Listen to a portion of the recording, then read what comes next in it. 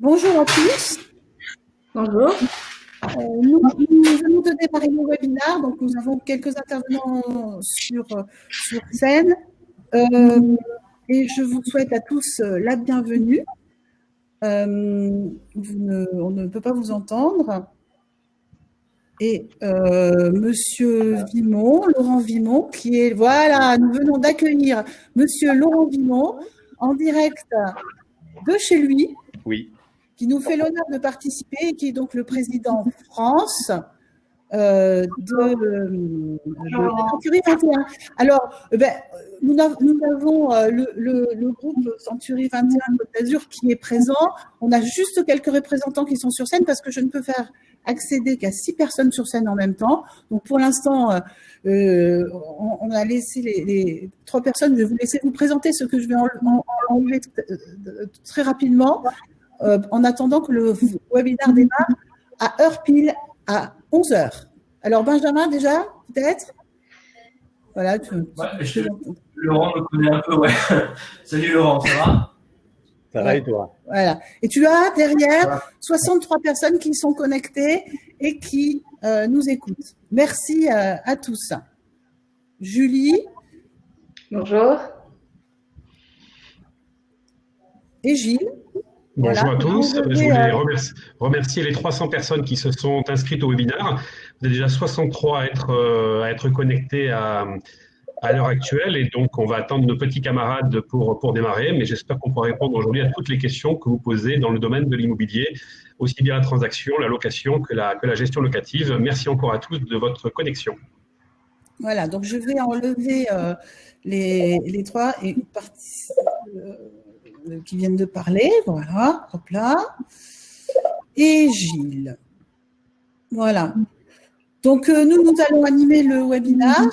Donc, Sandrine, Laurent et moi-même. Donc, nous allons démarrer dans 3 minutes. Comment ça va, Laurent? Vous êtes à Paris, c'est ça? Non. Je suis en Normandie. Ah. Confiné dans des conditions plutôt agréables. Et puis, comme en Normandie, il a fait quasiment plus beau que dans le sud de la France, en tout cas jusqu'à une semaine. On avait un temps absolument incroyable. Il faut reconnaître que le beau temps, ça change l'impression qu'on a de confinement qui est oppressante. Et donc, je le vis dans de bonnes conditions, avec une femme formidable et une fille exceptionnelle. Qui vous a prêté son ordinateur aujourd'hui? Voilà, c'est sa machine aujourd'hui. Je refais des choses que je n'ai pas faites depuis longtemps. Hier, j'ai fait du repassage. J'ai passé une couette, vous voyez, hier, parce que voilà, j'ai ressorti ce que j'ai appris à l'armée, faire les carreaux. Enfin voilà, on a la chance d'être dans de bonnes conditions et d'être une famille extrêmement unie qui vit la chose de façon solidaire. Voilà. Super. Alors moi-même, je suis à Paris, effectivement. Alors d'habitude, je suis sur la Côte d'Azur, mais j'ai vécu complètement à Paris et je dois dire qu'on a eu également un temps exceptionnel. Et Sandrine, bien sûr, toi, tu es à Nice. Moi, je suis à Nice. Pas eu un super temps, finalement, mis à part hier. Alors, je tiens à préciser que nous avons eu certaines remarques. Donc, comme vous voyez, nous faisons une rencontre qui va réunir à peu près… voilà, nous venons d'arriver à 100 personnes connectées. Mais nous sommes tous chez nous en respectant complètement les consignes de sécurité. Certaines nous ont dit « Attention, vous n'avez pas le droit ». On a tout à fait le droit puisqu'on est tous ensemble avec toutes les équipes de Century 21, les clients et puis tous les gens qui sont intéressés par la question de l'immobilier. Donc, je propose, puisqu'il est 59, alors on va attendre encore une minute de se préparer à démarrer, on va commencer par Sandrine, puisque l'initiative de cette rencontre vient d'un regroupement d'agences de Century 21 qui est présent sur la Côte d'Azur. Donc, Sandrine, je vais te laisser expliquer un petit peu la démarche et votre groupe. Alors, bonjour à tous, à toutes et à tous. Donc, moi, je suis ravie d'être avec vous, tous mes collègues également. Merci beaucoup à Laurent d'être avec nous. Donc, moi, je représente aujourd'hui le Golbe des Anges. Donc, le Golbe des Anges regroupe 26 agences sur la Côte d'Azur. Donc, des agences qui vont de Cagnes à Menton. On a également avec nous la Corse et Grasse. Et donc, nous représentons 200 collaborateurs. Et donc, en fait, nous faisons les métiers de la location, la gestion, la transaction, le viager, le commerce et le syndic. Donc, cette initiative, on a décidé avec mes collègues d'organiser en fait cette conférence pour vous. Et je vais vous prendre un petit exemple pour vous expliquer pourquoi en fait on a eu cette initiative. Pendant toute la période du confinement, on était chez nous et on a contacté en fait nos clients, nos anciens clients sur nos bases de données. Et personnellement, j'ai eu une dame au téléphone que je ne connaissais pas, un de mes anciens conseillers la connaissait.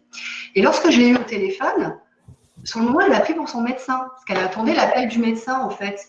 Alors, c'était hyper marrant parce qu'elle a commencé à me dire « Je pense que j'ai les symptômes du Covid. » Et elle me parle, et puis au bout d'un moment, on rigole parce qu'elle comprend que je ne suis pas médecin, c'est une dame depuis 80 ans. Et elle continue quand même à me parler de ses problèmes de santé pendant un petit moment.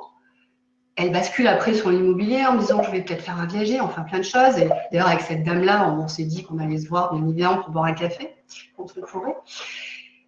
Et puis en raccrochant, je me suis dit, mais finalement, c'est ce qu'on vit au quotidien. Au quotidien, on appelle des gens, des clients, et notre métier, c'est ça. C'est en fait être plus proche. C'est vous écouter, analyser ce dont vous avez besoin, et vous accompagner. Et donc, avec mes collègues, on s'est aperçu qu'on avait plein de petites questions à droite et à gauche. Et on s'est dit, si on faisait une conférence, et si on répondait à la plupart de ces questions, alors évidemment, on n'est pas spécialiste dans tout, mais on va essayer de vous y répondre. Et moi, de façon tout à fait naturelle, j'ai envoyé un message à Laurent Vimont, parce que je me suis dit, qui mieux que Laurent Vimont pour nous accompagner dans ce moment-là? Et il m'a répondu, avec grand plaisir. Alors, avec grand plaisir, c'est génial. Il est là avec nous aujourd'hui et je voudrais lui passer la balle pour qu'il nous dise deux mots. Voilà. À vous, Laurent. Merci. Alors, peut-être de façon plus globale, le réseau, c'est en France, il y a plus de... Si, voilà. Le réseau en France, c'est 900 agences immobilières qui exercent le métier de la transaction, de la gestion locative, du syndic effectivement et immobilier commercial. C'est un réseau dans lequel exercent 7000 femmes et hommes. Moi, j'y travaille depuis 1987. J'ai commencé ma vie professionnelle, enfin presque. Avant, j'étais maître nageur sauveteur. Et ce réseau, il a comme caractéristique d'avoir écrit un projet qui est de faire de chaque agence Century 21 un acteur engagé dans la vie de la ville. Et que notre mission, et c'est vraiment une mission, c'est d'accompagner les gens à réaliser un projet qui est un projet de vie, qui n'est pas n'importe quel projet, d'être avec un vendeur à la fois une épaule, et puis une oreille, et puis avec un acheteur, une espèce d'accoucheur d'idées. Et quand on a compris ce qu'était l'achat d'un logement, la vente d'un logement, on le fait avec un engagement incroyable et surtout avec la volonté d'accompagner quelqu'un dont on sait qu'il peut souffrir et que vendre son logement, c'est pas simplement échange de la pierre contre du papier, échanger de la pierre contre du papier. Et le réseau a je crois, intégré en son sein beaucoup de gens qui y sont venus par amour et qui sont restés par passion parce que ce métier est un métier incroyable. J'ai souvent dit, c'est le plus beau métier du monde, peut-être après sage-femme. C'est un métier qui permet de se réaliser et puis d'aider les autres à réaliser des projets. Donc voilà, en gros, ce qu'est Century 21, la vision que moi j'ai de l'exercice de ce métier, qui est un métier qui vous marque pour la vie. Super. En France, vous avez à peu près, Century 21 représente combien de collaborateurs? J'ai dit 7000 collaborateurs. J'ai eu un... D'accord. Il y a eu sûrement une coupure Internet avec voilà. deux caractéristiques. La première, c'est qu'on a un peu plus de femmes que d'hommes, 52% de femmes pour 48% d'hommes, et qu'en revanche, dans le management des entreprises, nous avons plus de 440 femmes qui sont patronnes d'agence ou managers d'agence. Et que ce réseau, il a su faire sa place aux femmes. Sandrine est un bon exemple, et il met en lumière toutes les belles histoires. Formidable. Alors, maintenant, on va poser la première question qui est apparue. Donc, on a demandé aux gens qui se sont inscrits de remplir également le questionnaire. On a eu beaucoup de questions et on a essayé de synthétiser ces questions. Donc, on a plusieurs questions qui tournent autour, voilà, celle qui vient en premier, du prix de l'immobilier, de l'évolution du prix de l'immobilier. Est-ce qu'on se prépare à avoir une forte baisse du prix de l'immobilier? Nous demande Jinping, nous demande Catherine. Et comment ça va faire au niveau national? Et ensuite, peut-être Sandrine, comment ça va se passer au niveau local? Voilà. Alors, peut-être Laurent d'abord. C'est marrant de se préparer à quelque chose dont personne ne sait si ça va se produire. Moi j'ai appris à dire je ne sais pas sur l'analyse de l'évolution des prix. Toutes celles et ceux qui s'amusent à faire des pronostics sur le sujet, ils se prennent pour Nostradamus ou Madame Irma. Personne aujourd'hui n'est capable de dire si les prix vont baisser, monter ou être stables. Pour une raison simple, c'est qu'on est en face d'une équation à plusieurs inconnus, dont quelques inconnus variables. On a longtemps... Non, on n'est pas certain que le 11, tout le monde soit déconfiné et que la date ne soit pas prolongée, premièrement. Deuxièmement, on ne sait pas comment se comporteront les banques et on ne sait pas si les intérêts vont monter, rester stables ou peut-être baisser encore. Et ça, c'est un élément essentiel de l'équation. Troisièmement, on ne sait pas comment les vendeurs et acheteurs vont se comporter.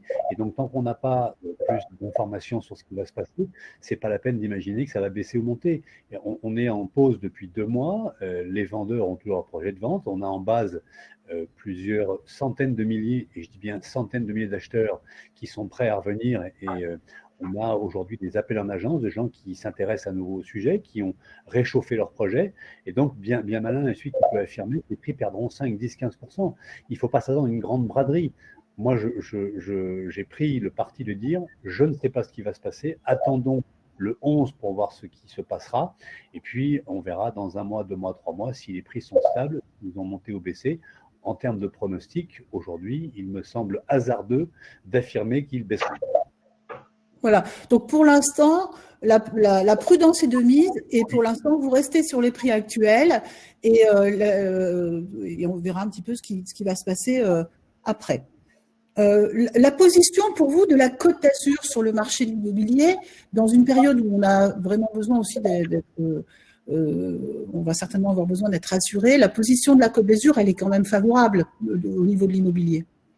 Ah bah c'est sûr que c'est un marché. J'ai oublié de dire que dans un marché immobilier, il y a une règle de base qui est la règle de l'offre et de la demande. Et que statistiquement aujourd'hui, dans les chiffres dont on dispose, il y a beaucoup plus de gens qui veulent acheter que de gens qui veulent vendre. Et mécaniquement, quand il y a plus d'acheteurs que de vendeurs, ça stabilise les prix. La Côte d'Azur est aujourd'hui une zone extrêmement courtisée. Avant, on disait que c'était pour des retraités. Et puis, il y a un ensemble d'acteurs politiques qui ont fait changer les choses. C'est un bassin d'activité important, qui a une économie de bonne qualité, avec une attirance de consommateurs pour y habiter, pour y vivre et pour y travailler.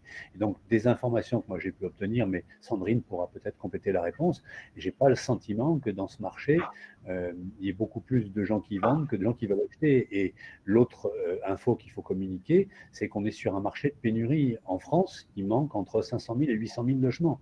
Depuis des années, le marché du neuf va être extrêmement impacté, et donc la production de logements neufs va sûrement baisser en France, ce qui va amplifier ce phénomène, ce sentiment de pénurie. Et donc, tant qu'on n'a pas résorbé ce phénomène, imaginez qu'il y a un effondrement des prix me semble très risqué, et d'autant que sur la Côte d'Azur, le marché était très dynamique avant qu'on soit en pause le 17 mars. Déjà, je vous remercie pour cette position et en fait, c'est assez rassurant néanmoins. Alors, pour tous nos invités qui participent au séminaire, au webinaire, je vais vous envoyer mes petits questionnaires de façon à avoir un petit peu une vision de qui vous êtes et des choses qui peuvent vous intéresser. Donc, je vais publier un petit sondage auquel vous allez répondre et vous allez avoir la réponse en direct. Alors, la première question, c'est une question test pour vous entraîner. Vivez-vous sur la Côte d'Azur? Donc, je publie le document et vous allez pouvoir répondre. Je pense que vous avez dû le recevoir. Je vois les réponses qui arrivent. Et on verra le sondage après. Pendant ce temps-là, on a une deuxième question qui est pour les acheteurs. Est-ce qu'un futur acheteur aura de la facilité à obtenir un prêt? Quelles vont être la position des banques? Ça, c'est une question d'Astrid, mais d'autres personnes également. Sur les prêts immobiliers, la facilité, ça n'a jamais existé vraiment. C'est un parcours du combattant et ça garantit que le système de prêt est extrêmement fin, puisque le taux de défaillance de remboursement des prêts est de moins de 0,7% en France.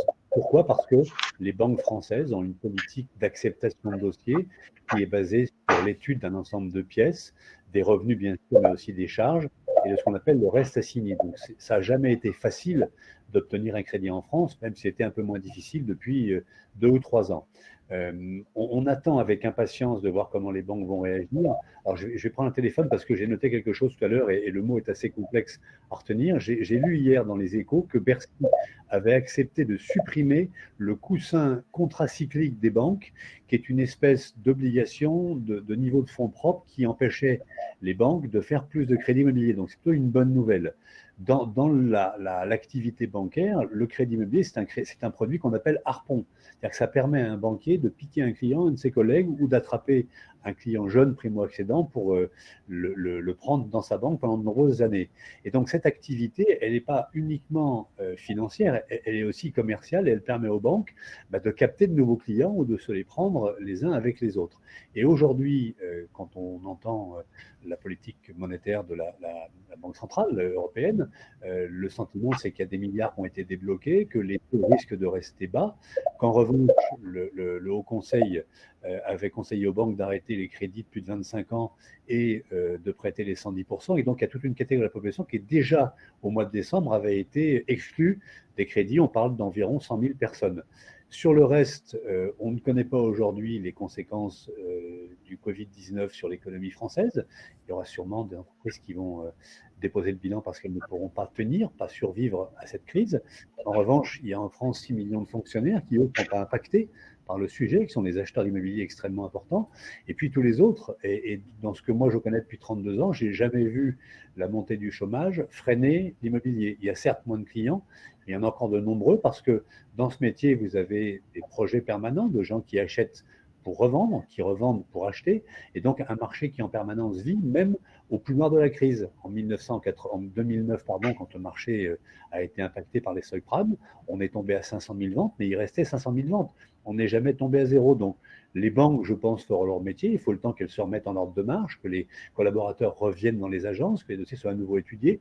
Ce que je peux dire, c'est que ça sera plus long et plus compliqué, et que les temps de réponse seront plus longs parce que les banquiers vont être, à mon avis, assiégés de demandes. D'accord. Sandrine, est-ce que tu voulais ajouter quelque chose ? Je voudrais parler en fait en local des demandes, de ce que l'on vit nous au quotidien dans nos agences.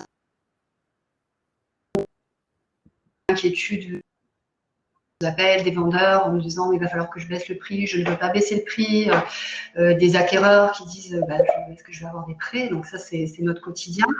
Nous, on voulait vous rassurer, vous dire que la situation que l'on vit actuellement, c'est une situation qui est effectivement atypique. On n'a jamais vécu des situations comme ça. Mais la vie, elle va continuer après. Il va y avoir des clients qui vont avoir des projets de vente, des projets d'achat. Des clients, des acquéreurs, il y en a encore pas mal, donc les vendeurs, rassurez-vous. Des gens qui se sont retrouvés finalement chez eux dans une situation avec, ils se rendent compte que peut-être leur environnement ne leur correspond plus. Donc ils se disent, on va changer, on va acheter plus grand, on va acheter avec une terrasse, avec un jardin, une maison. Donc des projets, il y en a beaucoup et on sera là vraiment pour vous accompagner dans cette démarche. Donc c'est normal de se poser toutes ces questions, mais pas plus d'inquiétude que ça. Il va se passer quelque chose, donc pas d'inquiétude. Très bien. J'en profite pour envoyer un sondage, justement. Avez-vous un projet immobilier dans l'année, vente ou achat ? Alors, j'ai une question qui a été posée très directement. J'ai signé un compromis et le délai de rétractation devait se terminer le 25 mars. Puis-je toujours me rétracter ? Qui souhaite répondre à la question ? Plutôt Laurent, je pense. Alors la question, c'est est-ce que la maison vous plaît toujours ou pas ? D'abord, c'est à cette question qu'il faut répondre. Ensuite, sur la partie purement légale ou juridique, il y a une première ordonnance qui prorogeait ce délai jusqu'à une date lointaine, et puis une deuxième qui est arrivée au mois d'avril et qui a annulé ce dispositif et qui fait que les 10 jours de réflexion sont plongés. Et donc, juridiquement, vous ne pouvez plus renoncer à cet achat, sauf si vous avez un refus de prêt, c'est une autre histoire, mais la question à vous poser, c'est pourquoi, alors qu'on est signé le 27 mars, je crois, et qu'on est bientôt fin mai, un mois après, vous vous posez des questions. Est-ce que c'est parce que vous avez peur? Est-ce que parce que le logement ne vous plaît plus? La bonne question à se poser, c'est pourquoi je ne veux plus acheter et que je peux. La réponse à est-ce que je peux, c'est très clairement non, sauf si vous avez un refus de prêt de votre banque. Mais rappelez-vous qu'en général, quand vous avez cherché un logement, vous avez mis du temps à le trouver, et puis quand vous l'avez trouvé, vous avez dit c'est celui-là et pas un autre, et que renoncer à un bien après avoir cherché pendant 6 mois, c'est pas forcément une bonne idée. Souvent on le regrette, parce que trouver le logement de ses rêves dans l'ancien, c'est extrêmement compliqué. Et une fois qu'on l'a trouvé, même si ça fait peur, parce que c'est normal d'être un peu inquiet, y renoncer par pur sentiment irrationnel, c'est pas toujours la bonne chose. Et qu'il faut prendre un petit peu de recul. Et puis, c'est normal d'être inquiet quand on achète son logement, mais à la question précise initiale, la réponse est non, vous ne pouvez plus renoncer parce que le délai, il est purgé depuis les 10 jours écoulés. D'accord. Alors, j'en profite pour vous donner un peu les résultats du sondage. Normalement, vous les voyez aussi apparaître, hein, mais je le dis aussi pour nos intervenants. Donc, on a 68%, donc 81% des personnes qui sont présentes et qui ont répondu qui habitent sur la Côte d'Azur. Et nous avons 30% des… Alors, j'ai posé la question, avez-vous un projet immobilier dans l'année? Il y en a 30% qui ont un projet de 31% qui ont projet de vente et 69% qui ont projet d'achat, qui correspond exactement finalement à ce que vous avez dit tout à l'heure. Il y a une demande qui est plus forte, visiblement, sur uniquement nos interlocuteurs et qui correspond un peu au profil, au marché en général. Comment les locataires peuvent-ils donner congé de leur bail? Alors là, je pense que je vais poser la question à Sandrine. Oui. Donc en fait, légalement, un locataire, c'est donc noté dans son bail, il peut donner congé ou par une lettre recommandée, par voie d'huissier ou contre remise en main propre à son agence ou à son propriétaire. Alors, vu la situation actuelle, évidemment, remettre des lettres en main propre à son agence, ce n'est pas possible par rapport aux mesures sanitaires. Envoyer des recommandés, ça peut être également compliqué et par voie électronique aussi. Par contre, nous, dans le réseau, si un locataire, et ça nous arrive à tous, nous fait une demande, il est vraiment en difficulté, il nous fait une demande par mail, à ce moment-là, on demande au propriétaire s'il est d'accord et s'il accepte en fait ce congé par mail.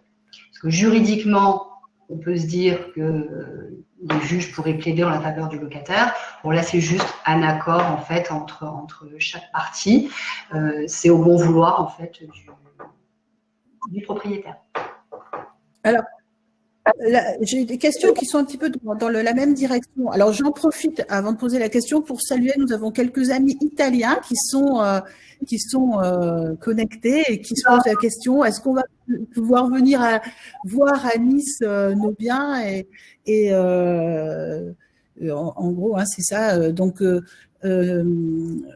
il y a quelqu'un qui a répondu donc de Century 21 qu'effectivement ils vont pouvoir accéder à leur résidence, mais ça dépend de la distance à laquelle ils sont.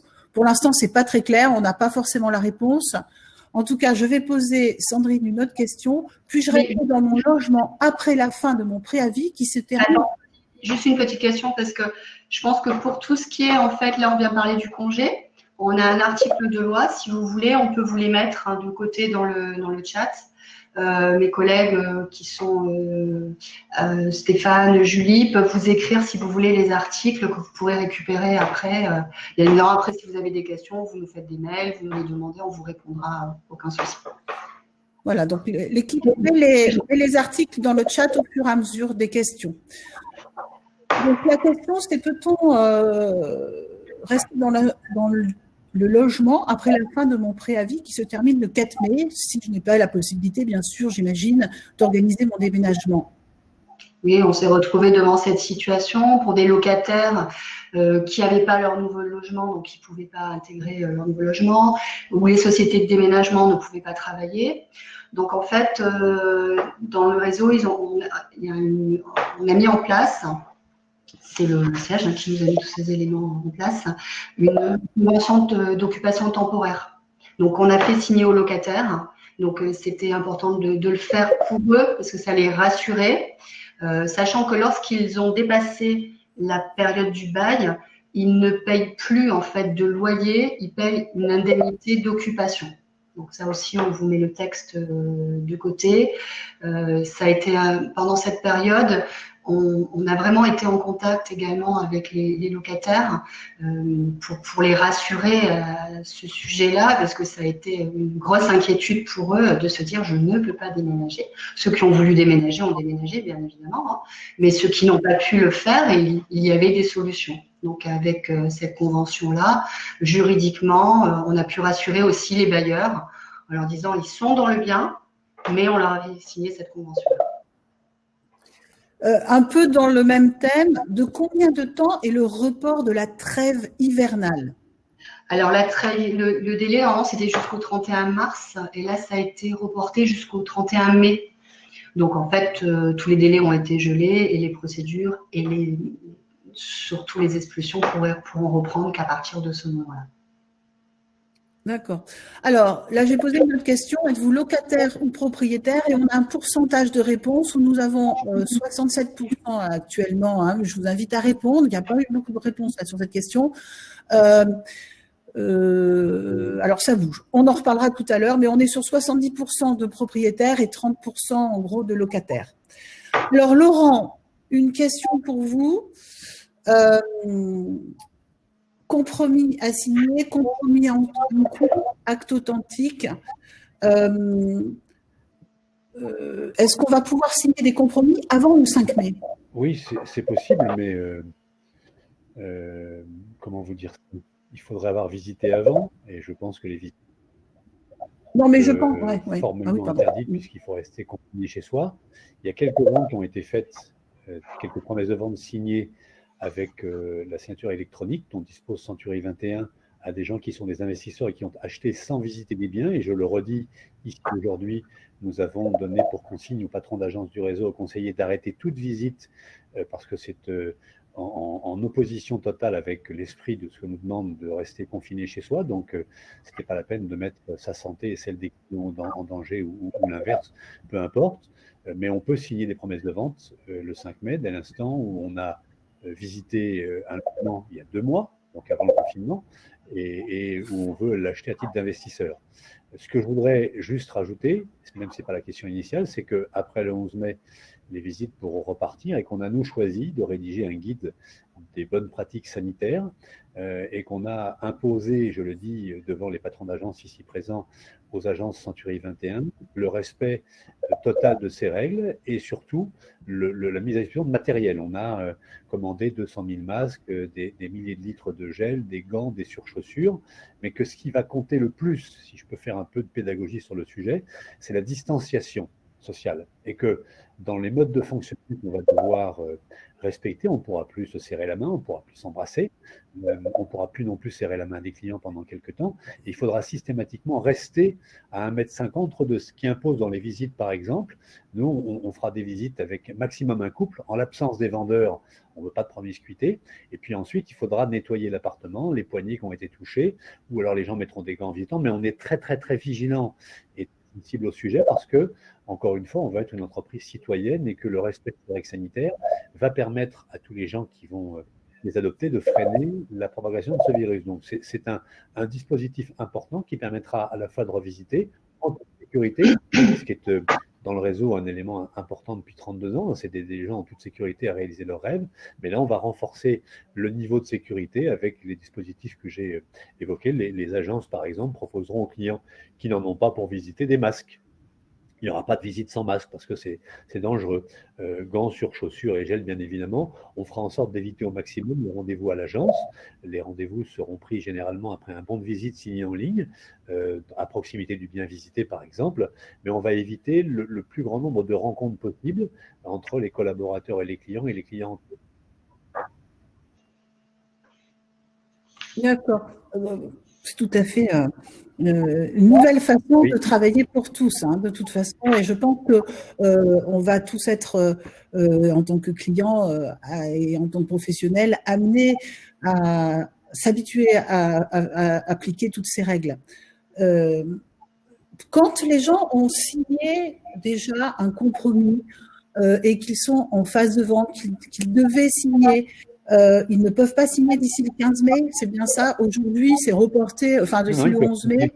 Oui, il y a quelques. Alors, c'est plus compliqué que ça. On peut pas dire ils peuvent pas, on peut pas dire c'est facile. Les gens qui ont des compromis de vente signés il y a 3 ou 4 mois et dont toutes les pièces avaient été compilées par un notaire, par exemple, et qui étaient proches d'une signature, ont des notaires qui, pour certains, sont équipés d'outils de signature électronique. Ils sont peu nombreux, donc il faut admettre que c'est extrêmement rare et compliqué, mais que c'est possible. Et que normalement, ça sera plus facile après le 11 mai. Mais il y a des ventes qui ont été réalisées chez le notaire depuis le 17 mars, parce que certains notaires sont équipés d'outils de signature à distance. Alors, il y avait une question juridique qui faisait qu'ils n'avaient pas le droit de signer s'ils ne voyaient pas physiquement les clients. Il y a une ordonnance qui a été, un décret, je crois, qui a été voté par le Parlement qui a changé la chose et qui fait que certains notaires peuvent aujourd'hui faire des signatures d'actes authentiques à distance. Très bien. Alors, bien sûr, il y a des problématiques, des questions autour de comment on récupère les clés, mais tout ça, ça se gère avec le notaire et l'agent immobilier, puisque ça s'organise à ce moment-là. Et puis surtout, comme on déménage, les déménageurs aujourd'hui sont comme nous à l'arrêt. Ils ont choisi d'arrêter de travailler. Donc, ceux qui déménagent tout seuls peuvent imaginer faire un déménagement. Mais pour l'instant, c'est extrêmement compliqué. Oui. Alors, je reviens juste un tout petit peu. Je suis bailleur, je suis propriétaire bailleur, je vends mon appartement, mon agence ne fait plus de visite alors que d'autres en font dans la même période. Donc là, vous avez bien dit qu'effectivement, Century 21 a une politique globale de ne pas faire de visite, mais certains ont été choqués que d'autres en font. Oui, vous savez, vous avez en France un paquet de lois. J'en prends une, c'est la limitation de vitesse sur les routes. Quand vous regardez un panneau, il y a écrit 130, vous observerez que tous les gens ne roulent pas à 130. Ceux qui dépassent la vitesse et qui se font attraper au radar, ils sont sanctionnés, ils sont hors la loi. Et moi, je considère aujourd'hui que faire des visites, c'est quelque chose qui n'est pas normal, parce que d'abord, vous êtes en dehors de la loi. Qu'on trouve juste ou pas, c'est pas le sujet. Dura lex sed lex, disaient les Romains, et qu'ensuite vous mettez en danger la vie des gens. Il faut rappeler que même si c'est un chiffre à la fois spectaculaire et à la fois pas si important que ça, il y a 22 000 morts. On ne sait pas comment fonctionne ce virus. Il attaque des gens. Nous avons perdu dans notre univers professionnel quelqu'un qui était numéro 2 d'un groupe, qui a 51 ans, qui a été emporté par ce virus. Donc, pour des raisons purement pécuniaires que je peux comprendre, faire visiter en cédant la pression des clients, c'est pas une bonne idée, parce que vous mettez en danger la santé des gens. Si vous êtes contaminé, si vous êtes porteur asymptomatique, si, vous pouvez contaminer ou l'être. Et il ne faut pas jouer avec le feu. On est à 14 jours du redémarrage, 13 jours, 12 jours, j'en sais rien. Est-ce qu'un projet immobilier, ça peut attendre 12 jours? La réponse est oui, très clairement. Donc, il ne faut pas jouer avec ça. Il ne faut pas jouer avec ça, c'est tout. Merci vraiment pour votre réponse. Je dois faire un état des lieux d'entrée le 5 mai. Est-ce que c'est possible? Donc, en gros, vous venez un peu de répondre. Je vais laisser la parole néanmoins à Sandrine pour parler un petit peu Je voudrais juste deux choses dont a parlé Laurent. La première des choses, c'est pour les signatures. Puisque nous, en fait, dans notre Gaulle, on a eu pas mal de signatures et tout cela grâce aux notaires. Donc, on voudrait vraiment les remercier parce que beaucoup des notaires ont joué le jeu, se sont donné du mal. Ça n'a pas été facile pour eux, mais grâce à eux, en fait, les acquéreurs et les vendeurs ont pu réaliser leurs projets. Et ça, c'est important. Après, pour les remises de clés, nous, on était là, pour justement après remettre les clés aux clients. Donc ça, vraiment, on tenait à les remercier. Et concernant en fait les mesures et les visites, on comprend nous tout à fait les vendeurs, les bailleurs. On a eu beaucoup de bailleurs qui nous ont dit mais comment ça se fait? Les autres agences font des visites, pourquoi vous ne le faites pas? Et on rejoint ce que dit Laurent et c'est très important. On a beaucoup de nos collaborateurs qui aujourd'hui ne travaillent pas. Sont en chômage partiel ou en télétravail, ils travaillent de chez eux et on ne peut pas obliger les gens à se déplacer. C'est normal. Tout le monde a eu peur, nous les premiers. Ce serait complètement inconscient de ne pas avoir peur. Donc, nous, on ne veut pas faire partie de ces patrons qui obligent. Donc, on ne veut pas et on ne le fera pas. Et jusqu'à présent, on n'avait pas le matériel nécessaire pour être en sécurité. Nous n'avions pas les masques, nous n'avions pas les gants, les surchaussures. On n'avait pas tout ça. On ne pouvait pas se permettre de faire des visites. Le 11, après le 11, nous serons prêts. Et à ce moment-là, on reprendra notre activité normalement. Soyez-en sûrs. Et pour vraiment rassurer les propriétaires bailleurs, on a vraiment nos gestionnaires qui ont continué le travail, malgré tout, qui ont constitué des dossiers de location. On a déjà des accords des assurances pour ces dossiers-là. Ce qui veut dire que dès la fin du confinement, on peut déjà organiser des visites. Et la semaine prochaine, on le fera déjà. On organisera des visites avec les locataires qui, de toute façon, nous ont attendus. Ils ont attendu parce qu'ils veulent visiter ce bien-là. Les acquéreurs, c'est la même chose. Ils nous ont attendus. Donc, on reprendra tranquillement, mais en toute sécurité. Voilà, c'est juste ce que je voulais dire, rajouter. Très bien. Donc, en fait, il y a deux questions qui sont un petit peu parallèles, qui sont sur toujours ces problèmes d'aller sur place sur le bien. J'ai signé un compromis de vente bien avant le confinement. Les diagnostics sont toujours valables. Alors ça, c'est plutôt sur les durées. Et l'autre question qui était effectivement, est-ce qu'on peut faire passer des diagnostiqueurs? Donc là, j'imagine que c'est la même chose. Mais sur les délais de validité des diagnostics, qu'est-ce que vous pourriez nous dire? Sandrine, peut-être? Oui, les délais, non, il y a des diagnostics qui certainement ne seront plus valables. Il faudra les refaire pour l'acte authentique. Donc, nous vous invitons quand même à regarder, pour pas vous retrouver au dernier moment, le jour de la vente. Mettons que la semaine prochaine, vous deviez faire une vente, mais regardez. Si vous avez besoin d'aide dans ce sens-là, vous pouvez contacter une des agences et on vous y répondra très volontiers. Les diagnostiqueurs, ils ont continué à travailler, les diagnostiqueurs qui travaillent avec nous. Bien évidemment, ils l'ont fait exclusivement lorsque les logements étaient vides. Ils ne sont allés dans aucun des logements qui étaient occupés.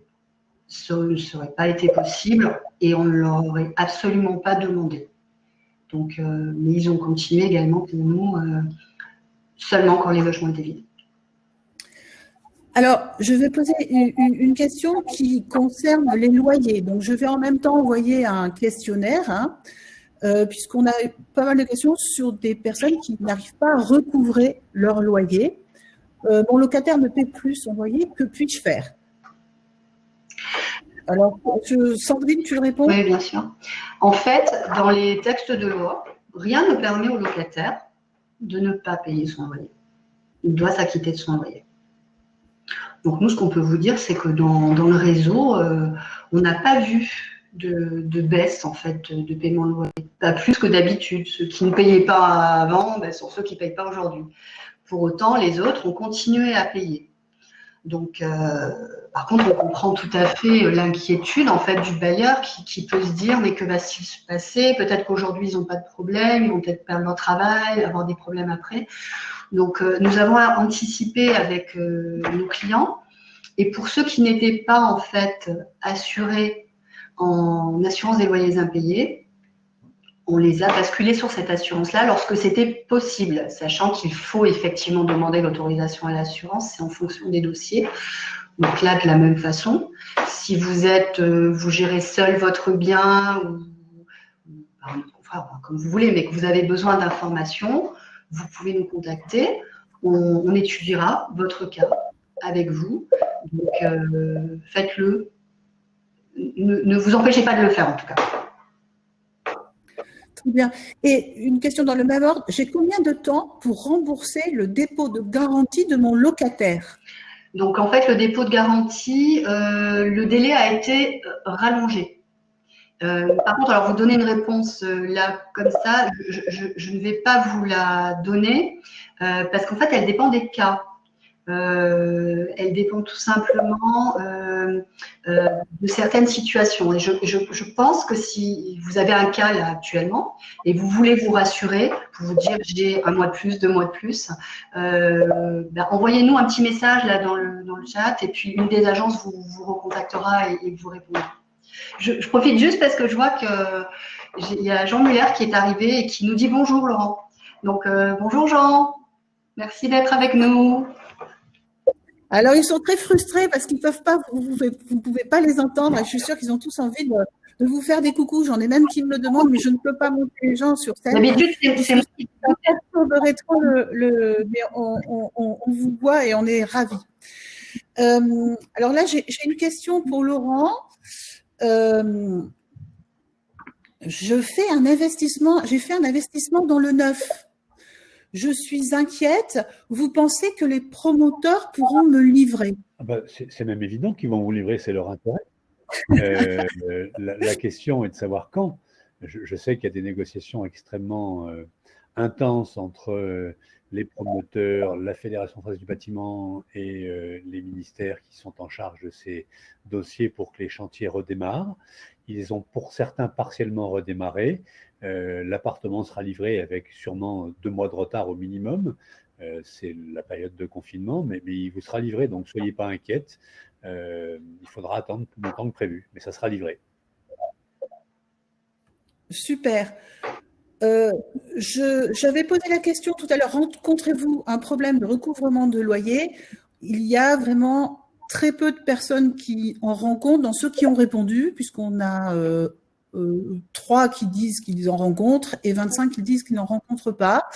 Donc, en tout cas, n'hésitez pas à joindre vos agents pour avoir des précisions si vous en rencontrez.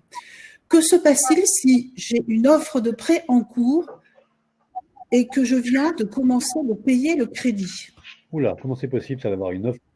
Alors, je n'ai pas compris la question là, excusez-moi. Que se passe-t-il si j'ai une offre de prêt en cours? Il y a 2 questions en fait, je pense. Ah voilà, d'accord, c'est 2 questions. Que se passe-t-il si j'ai une offre de crédit en cours ou que je viens de commencer à payer un crédit et que je ne peux pas, j'imagine, rentrer dans mon appartement à ce moment-là?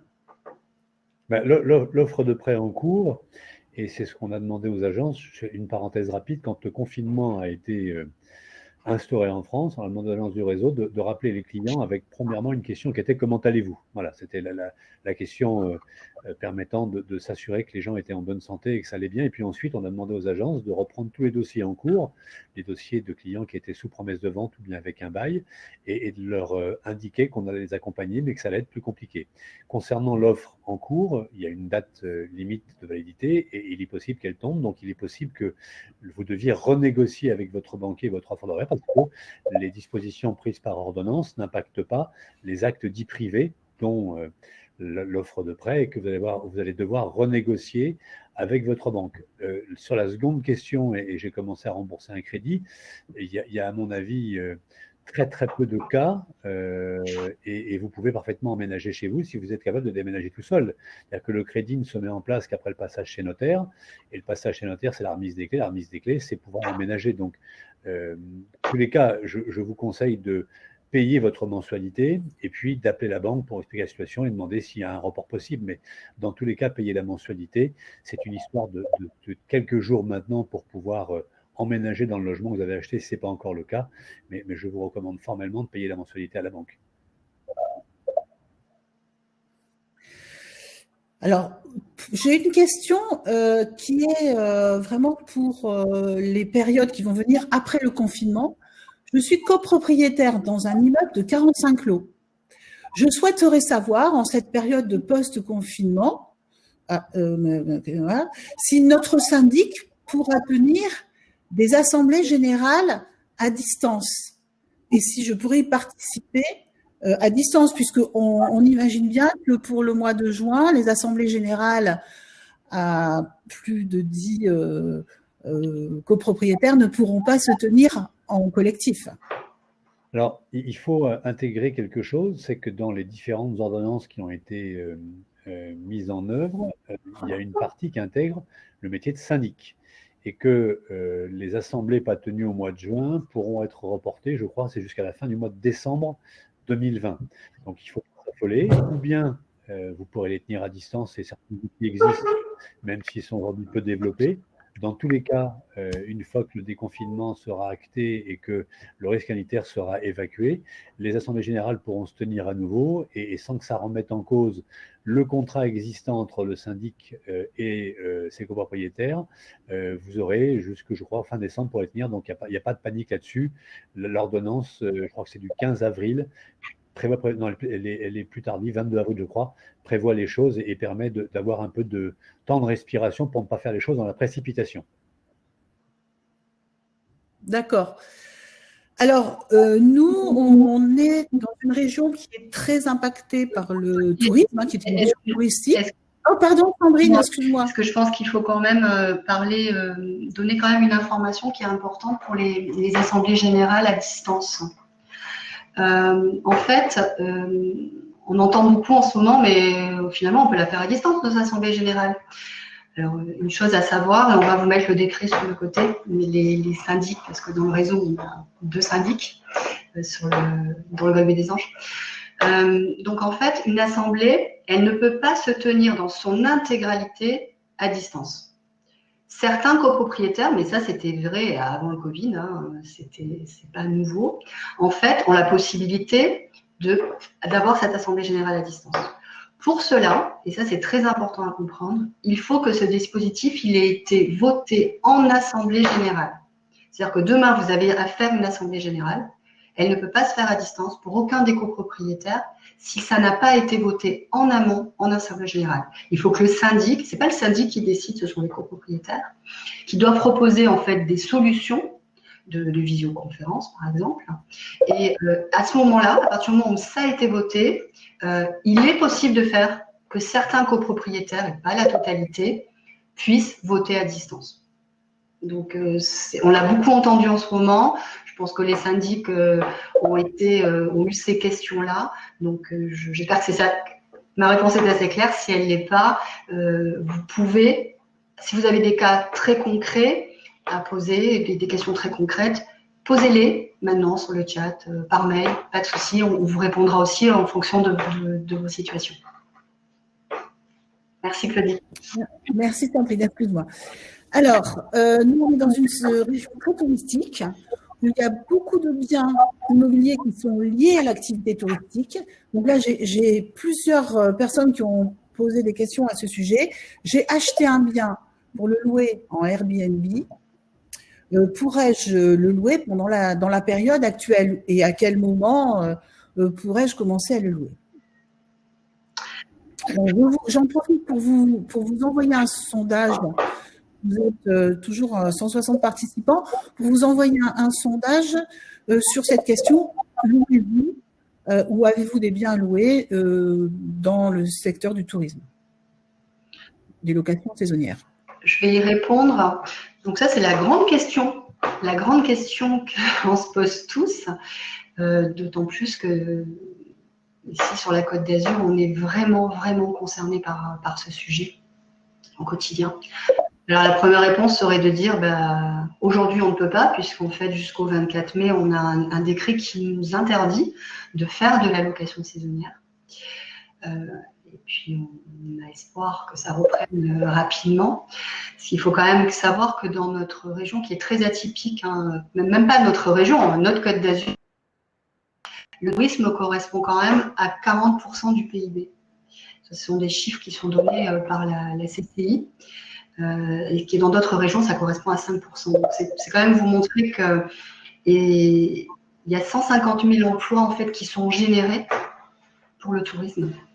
75 000 emplois directs et 75 000 indirects, c'est-à-dire avec les sociétés de nettoyage, de services. Donc, c'est une réelle interrogation que tout le monde se pose, que nous, également, dans le réseau, on se pose, parce qu'on fait également de la location saisonnière pour certains. Alors, nous, on a un espoir qui est de dire, tout simplement, l'année dernière, 9 millions de Français sont partis en vacances à l'étranger. Alors, on compte une partie de cette clientèle-là, franco-française. On se dit, ils vont peut-être venir quand ils auront la possibilité de venir et de se déplacer. ils vont venir chez nous. On va les attirer pour qu'ils viennent chez nous. Donc, on a espoir de ce côté-là. Ça va peut-être… finalement, tout ce qu'on dit aujourd'hui, c'est la réalité d'aujourd'hui. Ça évolue. Demain, ça sera peut-être plus ça. Peut-être que ça va repartir et on le souhaite. Pour autant, on se dit peut-être qu'au mois de juin, on va avoir des touristes qui vont venir, notamment les familles qui n'ont pas repris leur travail parce qu'ils gardent leurs enfants. Enfin, plein de possibilités. Donc, on se dit qu'on s'organise déjà, on y pense déjà. Pour autant, on comprend les inquiétudes de certains.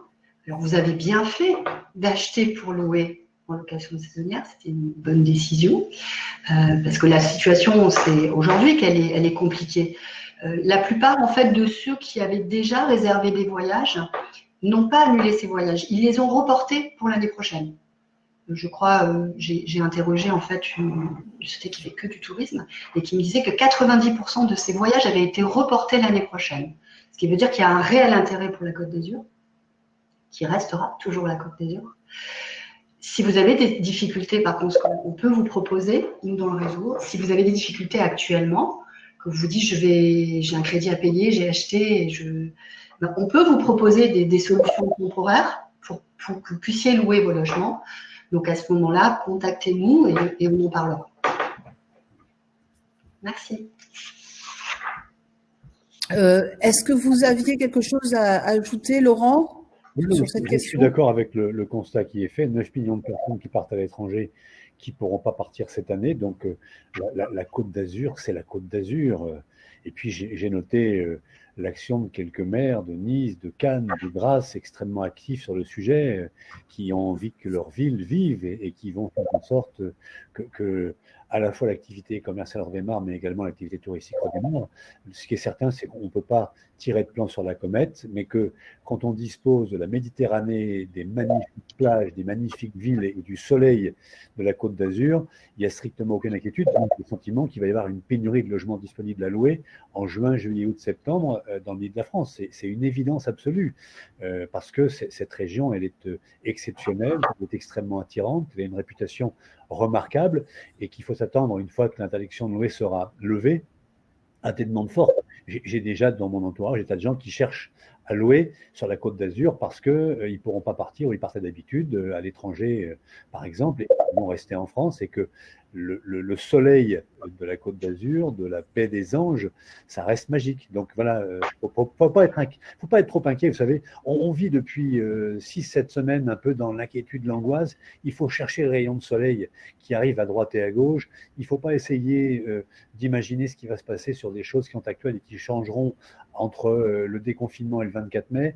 Il faut rester positif, prudent mais positif, et arrêter de tout voir en noir. D'accord. Donc là, sur plus ou moins, on a abordé un peu toutes les questions qu'il était prévues. Je relis les questions qu'on posait parallèlement et auxquelles ont répondu au fur et à mesure les agents immobiliers de Century 21. Je les en remercie. On a une question qu'on n'a pas tellement abordée qui vient des locataires, qui est je suis en chômage partiel ou je rencontre des difficultés.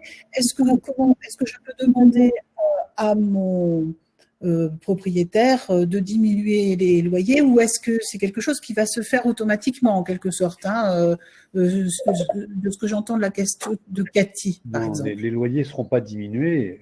Vous pouvez demander à l'agence un échéancier, au propriétaire un échéancier pour étaler la dette sur plusieurs semaines, plusieurs mois, mais il n'y aura pas de révision des loyers à la baisse dans le cadre d'un bail en cours. Là-dessus, c'est parfaitement clair.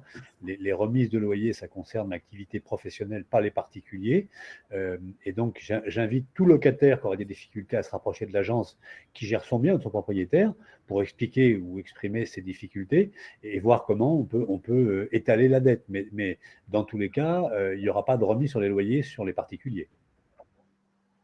Une précision peut-être qui est importante. En 2019, les investisseurs en France représentaient 27% des transactions. De 27% de transactions, vous aviez la grande partie qui était retraitée, qui achetait pour investir, et l'autre partie qui était employée ouvrier.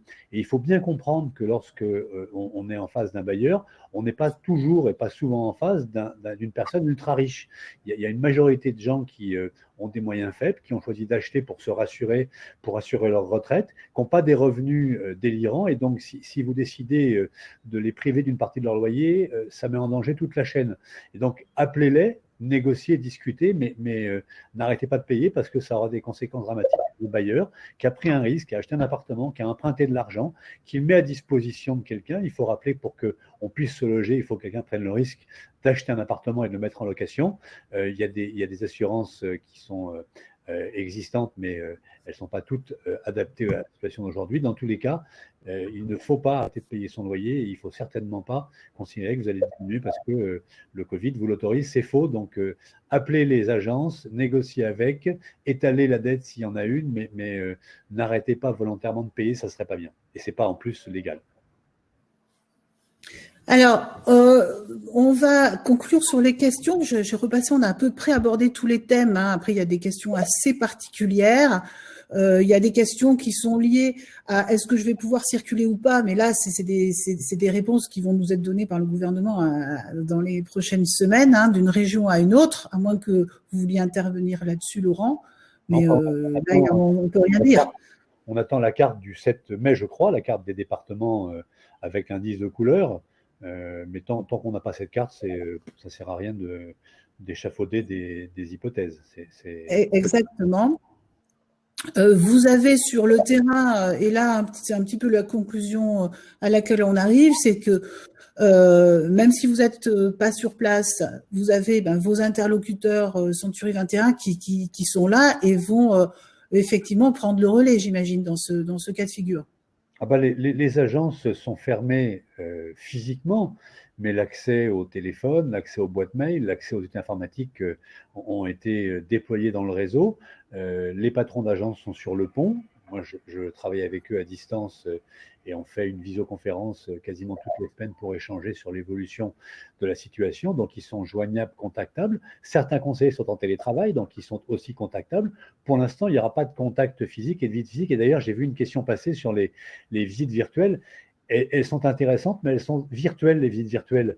Donc, il y en a quelques-unes qui existent. J'ai jamais vu personne, sauf un investisseur, acheter un bien sans le visiter, sans le toucher, sans le sentir, sans le renifler quasiment. Donc, le virtuel, c'est bien pour peut-être regarder un peu comment elle marchait. Il y a une super bonne nouvelle, c'est le trafic des sites de la marque Century 21 qui a chuté de 52% après l'annonce du 17 mars. Et toutes les semaines qui suivaient, on faisait moins 50%. Depuis 15 jours, la baisse, elle est plus que de moins 17% pour il y a 15 jours et de moins 12% la semaine dernière. Donc, on sent une envie de venir à nouveau regarder dans quel état est l'offre, se renseigner sur le marché pour être prêt à démarrer le 11. Maintenant, je le redis, ce n'est pas la peine de faire des prévisions trop tôt. Il faut attendre le déconfinement pour savoir comment ça va se passer. Mais on sent que l'appétence pour la pierre en France, elle est super importante. Voilà. Alors justement, parlons du 11, hein, puisqu'on est tous pressés, effectivement. Là, alors Laurent et puis Sandrine ensuite, toutes les agences vont réouvrir. Oui. Elles vont toutes réouvrir. Toutes les agences sont là. Ouais.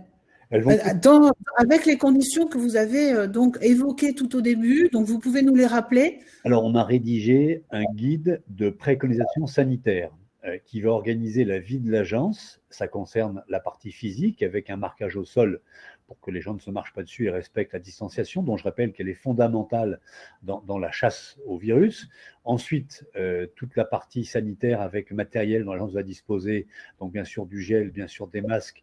On a commandé aussi des plexiglas pour l'accueil et des masques pour ceux qui n'auraient pas de plexiglas. Donc tout ça est en cours de livraison et ça a été un parcours de combattant pour obtenir parce que l'État a parfois préempté nos commandes, mais ça c'est un autre sujet.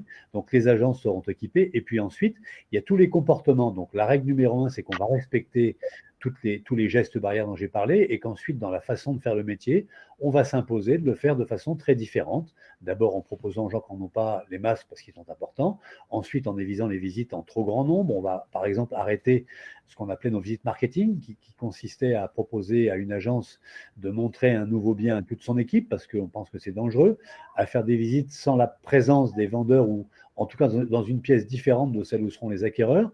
Donc on réapprend à faire ce métier différemment avec une préoccupation importante, c'est d'être rassurant et de le faire en toute sécurité, de mettre de notre côté et de ceux de nos clients tous les moyens et toutes les chances pour que les choses soient faites en toute sécurité. Parce que la vie n'a pas de prix et que même si acheter un logement, c'est une action extrêmement importante, on veut le faire dans les conditions sanitaires maximum. Le plan de déploiement qu'on est en train d'apporter au réseau, je l'ai annoncé hier. Les commandes sont en cours de livraison et dès le 11 mai, on va sûrement tâtonner un petit peu, mais par exemple, on va déconseiller aux agences du réseau de faire venir les équipes tout en même temps à l'agence, d'avoir une équipe A, une équipe B, pour les grosses équipes, une équipe C, une équipe D, qui viendrait le matin, l'après-midi, enfin, avec le moins de promiscuité possible. Il faut préserver l'assistante, il faut préserver le manager, on va éviter les rendez-vous et les réunions physiques, elles seront faites par visio comme on le fait aujourd'hui. Donc voilà, on met de notre côté et du côté des clients toutes les règles sanitaires pour exercer en toute sécurité le métier d'agent immobilier. Merci. Sandrine, alors, dans notre région, il y a des agences Century 21 qui sont parsemées sur le territoire et qui sont en bas de chez vous. Donc, le groupe représente les agences qui vont de Cannes-sur-Mer à Menton, en gros. Donc, vous allez être présent, bien sûr, par téléphone, mais également physiquement dans les agences. Je rajoute la Corse et Grasse. Parce que je crois que Graziella est là, tout le monde va pas être contente. Ah, d'accord. N'oubliez pas qu'elle est là, elle va faire un scandale. C'est bravo, super. En fait, après, nous, on a quand même de la chance de faire partie du réseau Century 21. C'est réellement une force parce que pendant toute cette durée en fait, du confinement, on a eu des plans d'action qui nous ont aidés à avancer. Et là, on est déjà dans le 11 mai, cette préparation-là. Donc, toutes les agences seront équipées. Vraiment, on aura tout ce qu'il faut pour sécuriser les clients et nos collaborateurs. Donc ça, c'est une certitude. On y tient vraiment. Parce qu'on ne peut pas communiquer sur ça et puis ne pas le faire. Donc, c'est très important de le faire. Et j'aimerais juste répondre aussi à une question qu'a posée Christian. Donc je ne sais pas si Christian est là, mais je crois que Christian, il a actuellement une vente en cours à Neuilly-sur-Seine avec Century 21. Et en fait, il s'inquiète parce qu'il se dit actuellement, j'ai pas pu faire de visite. Alors, je confirme, pratiquement toutes les agences du réseau ont des visites virtuelles. Donc, effectivement, ces visites, elles peuvent se faire auparavant. Par contre, je confirme ce qu'a dit Laurent, personne n'achète avec une visite virtuelle. Je veux dire, il est tellement important d'être accompagné dans ces moments-là par son conseiller et puis de voir le lieu. On ne voit pas que l'appartement, on voit les bords, les commerces, les écoles, enfin, puis on le ressent, le lieu. Donc, un client a réellement besoin de ça. Donc ça, on va recommencer ça à partir du 11 mai. Et c'est la raison pour laquelle je vous invite déjà à prendre contact avec vos agences. Alors, si vous êtes parmi vous, vous avez déjà un conseiller, rappelez-le déjà la semaine prochaine, ou maintenant, enfin, quand vous voulez. Si vous n'avez pas encore de contact, appelez l'agence la plus proche de chez vous. Regardez sur les sites, vous allez nous trouver. Sachez, et d'ailleurs Christian nous a posé la question, il dit, mais est-ce que je peux choisir un agent immobilier? Oui, vous pouvez choisir un agent immobilier, un seul qui va vous trouver votre bien. On travaille tous en fichier partagé, c'est important à savoir. Vous appelez une agence du Golfe et des Anges, vous avez l'intégralité de l'offre de ces agences, des 26 agences. Donc, c'est important à savoir. Et parallèlement à ça, on travaille en fait sur d'autres fichiers qui sont des fichiers AMEPI, MLS, et qui nous permettent vraiment d'avoir une offre globale. Donc, choisissez votre agent immobilier et c'est lui qui vous accompagnera dans vos démarches. Voilà. Et qui a accès à tous les biens de l'ensemble du réseau et même de beaucoup plus largement. Exactement. Alors, merci beaucoup Sandrine. Je vous envoie une petite à tous un petit sondage pour dire est-ce que ce webinaire vous a été utile. On a essayé de faire vraiment quelque chose de très concret et très pratique. Je remercie toute l'équipe, bien sûr Sandrine et toute l'équipe de la Côte d'Azur, et bien sûr Laurent qui a répondu très gentiment à toutes les questions et qui nous a éclairés. Merci de répondre. Alors, mon équipe va vous mettre en lien un formulaire qui va vous permettre, si vous le souhaitez, de poser de nouvelles questions que l'on donnera aux agents pour qu'ils puissent vous répondre. Donc, Nathan doit mettre en lien ce formulaire. Vous allez recevoir le webinaire, la vidéo dans la foulée, dans l'après-midi, vous allez le recevoir. Et donc, vous pourrez revoir les différentes questions. Donc, merci à tous. Très bonne journée. Un mot pour la fin, peut-être, déjà, Laurent. Moi, je voudrais saluer l'initiative que j'ai trouvée très pertinente et j'ai répondu spontanément présent parce que j'ai trouvé l'idée remarquable. C'est une bonne façon de garder le lien virtuel qu'on n'a pas aujourd'hui physique. J'ai passé une heure extrêmement agréable et j'ai pas vu le temps passer. J'ai trouvé les questions pertinentes et je suis fier que le Gaulle Baie des Anges ait eu cette idée. J'ai trouvé ça remarquable. Donc, je les remercie toutes et tous. Je sais qu'ils sont en ce moment en train de travailler d'arrache-pied pour être prêts le 11 mai. Et puis, pour les impatients, gardez vos projets au chaud. Vous allez voir, dès le 11 mai, on pourra les réaliser. Donc, merci de toutes celles et ceux qui sont venus sur le webinaire poser des questions ou assister simplement. Et puis, un grand bravo à toutes les agences de ce groupement d'agences remarquables Baie des Anges pour leur engagement et leur investissement. Ça fait chaud au cœur. Merci beaucoup. Voilà. Un petit mot pour la fin, Sandrine. Merci à tous en tout cas d'avoir répondu présent. Je remercie tous mes collègues, c'est vraiment très agréable de travailler avec eux. Puis un merci tout particulier à Laurent parce que je pense que sans Laurent, ça n'aurait pas été pareil aujourd'hui. Donc merci. Merci beaucoup. Merci et nous avons le plaisir d'en plus être à l'heure. Donc nous allons conclure et très bonne journée à tous. Prenez soin de vous et à bientôt. Au revoir. Au revoir.